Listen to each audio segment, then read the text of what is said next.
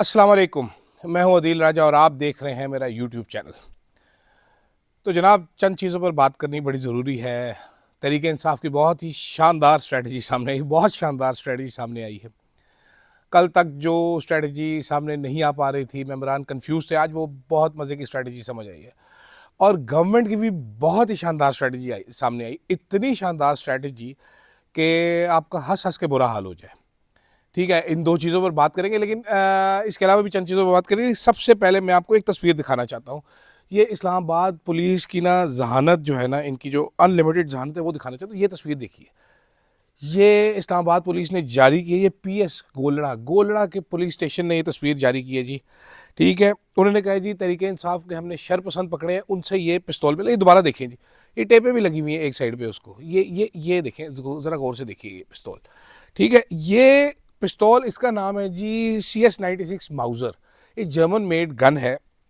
मज़ेदारी की बात ये बनी थी 1896 में।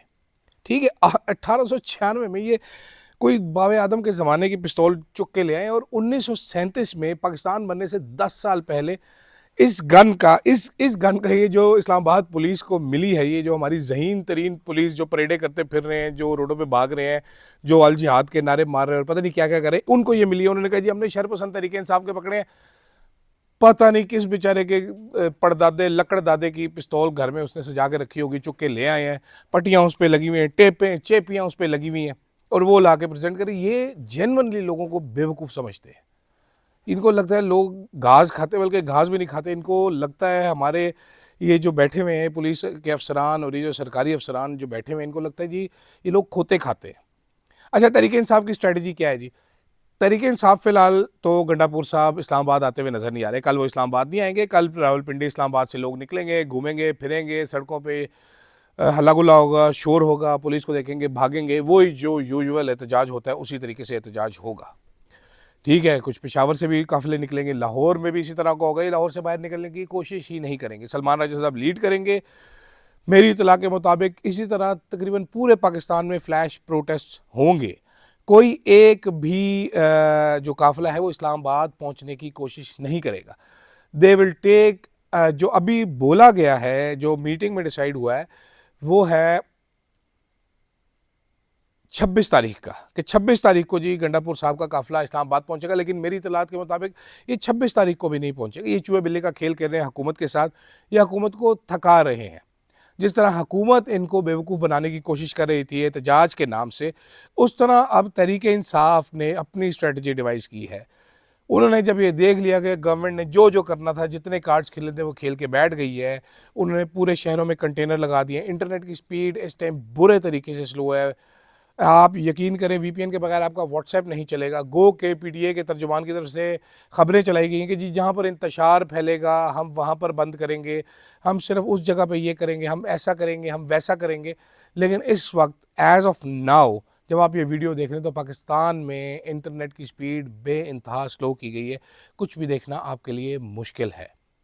ये जिससे इकॉनमी का नुकसान, खैर किसी को क्या फ़र्क पड़ता है, इकॉनमी हमारी सर्वाइव करेगी, गुड है हमारी इकॉनमी। तो एक तो ये सूरत हाल है। दूसरी तरफ खबर ये भी है जो सुबह मैंने आपको दी थी और अभी ये कंफर्म हो रहा है कि यास्मीन राशिद साहिबा को शौकत खानम हॉस्पिटल शिफ्ट किया गया। हुकूमत शायद एक CBM के तौर पर तहरीक इंसाफ के एहतजाज को मुलतवी करवाने के लिए यास्मीन राशिद को छोड़ने की भी बात हो जाए। अभी वो शौकत खानम में है, वो है under custody, but let's see. तीसरी बात जो खबर सामने आ रही है वो ये है कि जनाब आला इमरान खान साहब ये कोई बिल्कुल नहीं डिमांड करेंगे जी मुझे आप छोड़ दें। ठीक है, कोई डिमांड उनकी नहीं है मुझे छोड़ दें। वो कह रहे जी मैं केसेस, जाली केसेस मेरे हैं, मैं केसेस ख़त्म करके बाहर आऊँगा, आप मेरे केसेस चलने दें। ये जाली केसेस ख़त्म करें मेरे ऊपर जो बनाए हुए हैं, मैं ये अदालतों से निकलूँगा बाहर। सारे जाली केसेस हैं। मैं कोई डील नहीं मांग रहा आपसे कि आप भाईजान मुझे छोड़ दें। इस तरह मेरे ऊपर सारे केसेस ख़त्म हो गए। आपने गलत गिरफ्तारी मेरे पे डाली हुई, वो गिरफ्तारी ख़त्म करें आप। ठीक है, पुलिस अदालत में जाके बयान दे। अच्छा, ये दो चीज़ें हो गई। अब दूसरी तरफ जो पंजाब हुकूमत ने शानदार कारनामा अंजाम दिया, उन्होंने इतना कंटेनर लगा दिए पूरे शहर में। ठीक है, कि वो खुद उनको समझ नहीं आ रही। मेरा ख्याल है वहाँ से हवा का गुजरना मुश्किल हो गया। मौत का फरिश्ता 3 दिन वहाँ पर नहीं आ सकेगा। मैंने रूह कब्ज़ करनी थी, मुझे रास्ता नहीं मिल रहा जी, रास्ते में कंटेनर बड़े पड़ रहे हैं। इतने ये अक्लमंद है। इन्होंने जो काम तरीके इंसाफ ने करना था, बंदे लाके करना था, पैसे लगने थे, क्लैशेस होने थे, टाइम वेस्ट होना था, वो इन्होंने खुद ही कर दिया। तो तरीके इंसाफ जीत चुकी है, वो चिल कर रहे हैं इस टाइम, वो हंस रहे हैं। मैं यकीन करें, जिससे भी तरीके इंसाफ के बंदे से बात हो रही है वो मजाक उड़ा रहा है। वो कह रहा है यार कमाल वैसे गवर्नमेंट है, कमाल ही। वो हमारे वॉइसराय साहब हैं, वो तमिल फिल्मों के विलन बन के इधर फिर रहे हैं, चाकू लेके आदमी फिर रहे हैं, इसको भी घुसेड़ दो, उधर भी घुसेड़ दो। वो रोड पे निकलते हैं, वो कहते हैं ये जगह खाली, इधर भी कंटेनर ठोक दो, इधर भी। चिनाब के पुल के ऊपर उन्होंने पुल की साइडों से वो जो सेफ्टी ग्रिल है वो तोड़ के उसके बीच में कंटेनर फिक्स किए हैं, क्योंकि उनको डर है कि बंदा इतना आ जाएगा कि ये कंटेनर हटा देंगे। इस्लामाबाद में भी यही हाल किया है। जिस रोड में आप जाए दर्जनों कंटेनर, बल्कि खन्ना पुल का एक एरिया, वहाँ पर ये कंटेनर आपस में वेल्ड कर रहे थे। अकलमंद इतने कंटेनर खाली नहीं किए हुए थे अंदर से, कंटेनर में आग लग गई अंदर सामान को, पता नहीं किस गरीब का सामान था, जला के करोड़ों रुपए का राख करके रख दिया। तो ये तो हमारी ज़हीन तरीन हुकूमत है। अच्छा, दूसरी तरफ जो सुबह तक तरीके इंसाफ के सारे लोग जो डरे हुए थे, जो परेशान थे थोड़ा सा, अवाम इतनी चार्ज है इस टाइम पे, अवाम इतनी चार्ज है, जो तरीके इंसाफ के वर्कर्स हैं वो लीडरान से ज़्यादा चार्ज हैं। और ये तरीके इंसाफ के लीडरान के लिए बड़ी मुश्किल बन जाएगी अगर तरीके इंसाफ के लीडरान जो है वो इस एहतजाज को उस तरीके से ना लीड कर सके जिस तरीके से शायद वर्कर्स जो हैं वो चाहते हैं। ये इनको बड़े लेतर पड़ेंगे तरीके इंसाफ के लीडरान को वर्कर्स की जानिब से। इस टाइम पे मामला कुछ ऐसा बना हुआ है कि खान साहब तो खड़े हुए हैं, तहरीक इंसाफ के बैरिस्टर गौहर को, इन सब को इन्होंने मुज़ाकरात के नाम पे गवर्नमेंट ने मामू बनाने की कोशिश की। उसके बाद टीवी पे जाके हतका में इस बयानात दिए, तो वो भी कह रहे हैं भाई जनाब हम एहतजाज ही करते हैं, आपने जो कुट लगानी है हमें लगा लें, आप रियासत में आप मार सकते हैं तो आप हमें कुटें। और इधर हुकूमत की अपनी सिटी को हुई हुई है, उनको समझ नहीं आ रही कि वो कहाँ करें, क्या करें, किधर जाएँ। तो ये एक अजीब सा ना वो जिसको कहते हैं ना exciting, very exciting and very, you know, the city is very calm. Islamabad is very calm. Islamabad में लोग बेचारे परेशान घूम रहे हैं, ऐसे सड़कों पे सन्नाटे छाए हुए हैं। रावलपिंडी में आप एंटर होते हैं, मरी रोड के ऊपर जगह जगह कंटेनर लगे हुए हैं।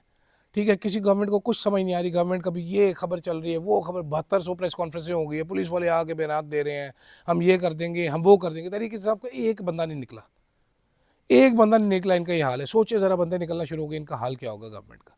वो आसिफ किरमानी साहब का बार बार मुझे वो लाइन याद आ रही है, बार बार, कि भाईजान ये जो कंधों पे बैठ के हुकूमत में चढ़ के बैठे हुए हैं, अगर वो इनसे सहारे और बेसाखियाँ छीन ली गई, they will not be able to survive for a day. ये तो मेरा ख्याल है 12 लोग इधर से आमिर मुगल लेके पहुंचेगा तो हुकूमत खुद ही अपने वजन से गिर जाएगी। जितने इन्होंने लोगों पे जुल्म किए हुए हैं, लोगों की फैमिलियाँ आज भी, चौधरी परवेज़ की भांजी जो है, जो एमपी है, उनके घर में घुसे, पता नहीं किस किस का घर तोड़ रहे हैं ये लोग, दरिंदों की तरह, जानवरों की तरह घुस के घर तोड़ रहे हैं लोगों के। तो ऐसे में लोग एहतजाज नहीं करेंगे तो क्या करेंगे, और आप धमकियाँ भी दे रहे हैं। तो वो अरशद साहब का एक क्लिप है, बड़ा खूबसूरत साहब, मैं आपको वो भी ज़रा सुनवाना चाहता हूँ।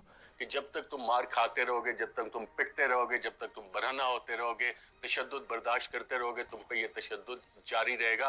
और अपने हक के लिए अगर तुम आवाज़ नहीं उठाओगे तो कोई तुम्हें ये हक नहीं देगा।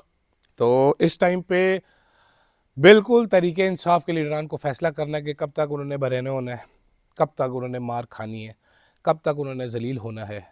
ये उनका इम्तहान है, क्योंकि इमरान खान तो जेल में है, वो तो कॉल दे के बैठा हुआ, डील करने के लिए तैयार नहीं है, मुश्किलात भी भुगत रहा है। ये भी तारीख में वैसे आउट ऑफ सिलेबस एक लीडर आया हुआ है, बड़ी गालियाँ निकालते हैं सारे हमारे अजीम तरीन साफ़ी हजरात भी कहते हैं कि जी वो तो बड़ा ज़िद्दी है, वो तो बड़ा घमंडी है, वो तो बात नहीं सुनता, वो खुद सर है।